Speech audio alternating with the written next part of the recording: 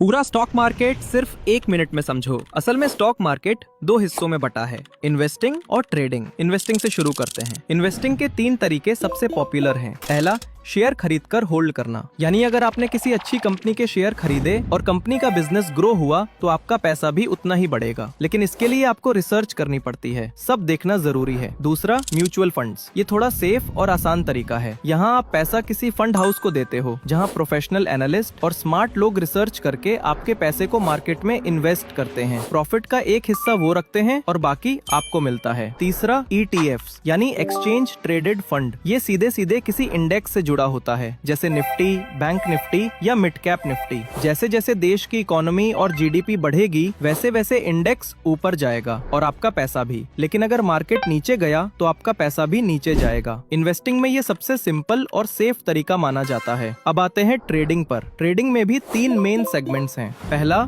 Equity margin intraday. यहाँ आपको 5 गुना तक का लेवरेज मिलता है। दूसरा, फ्यूचर्स ट्रेडिंग। ये भी लेवरेज बेस्ड होता है, लेकिन यहाँ फर्क ये है कि आप अपनी पोजीशन को सिर्फ 1 दिन तक लिमिटेड नहीं रखते। आप चाहो तो कई दिनों तक या पूरे महीने तक होल्ड कर सकते हो। तीसरा, ऑप्शन ट्रेडिंग। ये सबसे ज्यादा रिस्की और सबसे ज्यादा प्रॉफिटेबल भी हो सकता है, क्योंकि इसमें लगभग 100 गुना तक का लेवरेज मिलता है। यानी अगर सही ट्रेड लग गया तो आप बहुत बड़ा पैसा बना सकते हो, लेकिन अगर गलती हुई तो उतना ही पैसा डूब भी सकता है। तो यही है स्टॉक मार्केट का पूरा गेम। इन्वेस्टिंग हो या ट्रेडिंग, दोनों में अपने अपने फायदे और रिस्क हैं।